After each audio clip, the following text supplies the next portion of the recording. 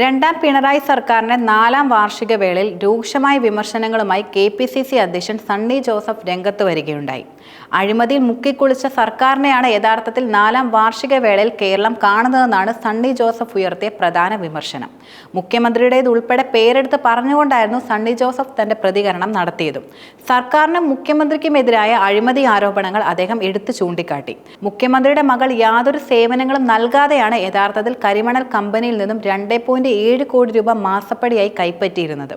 Covid കാലത്തെ PPE kit വാങ്ങലുകൾ, KFC നിക്ഷേപം, AI camera തുടങ്ങിയ കുംഭകോണങ്ങളാണ് യഥാർത്ഥത്തിൽ പിണറായി സർക്കാരിന്റെ കാലത്ത് നടന്നതെന്നും KPCC അധ്യക്ഷൻ ശക്തമായി തന്നെ ആരോപിച്ചു.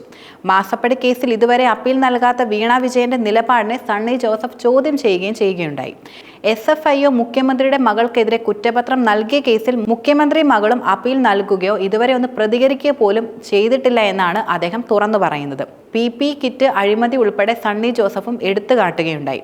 കോവിഡ് കാലത്ത് 550 രൂപയുടെ കിറ്റ് 1550 രൂപയ്ക്ക് വാങ്ങി അഴിമതി കാണിച്ചെന്ന് ലോകായുക്തയിൽ കേസും CAG റിപ്പോർട്ടുമാണ് നിലനിൽക്കുന്നത്. മുഖ്യമന്ത്രിയുടെ അറിവോടെയാണ് ഈ കിറ്റ് വാങ്ങിയതെന്ന് അന്നത്തെ ആരോഗ്യമന്ത്രി പറഞ്ഞിട്ടും ഇതുവരെ അതിനോട് മുഖ്യമന്ത്രി യാതൊരു വിധത്തിലുള്ള പ്രതികരണം നടത്തിയിട്ടില്ല എന്നും അദ്ദേഹം ചൂണ്ടിക്കാട്ടി. കൊട്ടി ആഘോഷിച്ച് ദേശീയപാതയാണ് മലപ്പുറത്ത് ഇടിഞ്ഞു വീണതെന്നും സണ്ണി ജോസഫ് ശക്തമായി തന്നെ വിമർശിച്ചു. ദേശീയപാതയുടെ ക്രെഡിറ്റ് അവകാശപ്പെടുന്ന സർക്കാർ ഇതിന്റെ ഉത്തരവാദിത്തം ഏറ്റെടുക്കണമെന്നാണ് അദ്ദേഹം കൂടുതലും ആവശ്യപ്പെട്ടത്.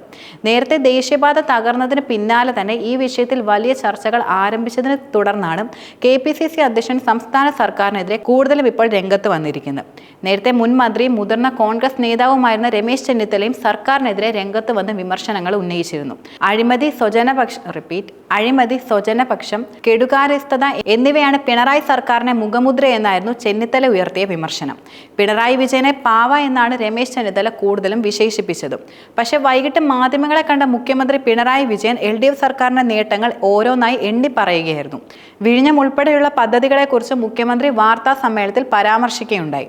മാത്രമല്ല ദേശീയപാത വികസനം, ഗെയിൽ പൈപ്പ് ലൈൻ എന്നിവയും അദ്ദേഹം പ്രസംഗത്തിൽ പരാമർശിച്ചു.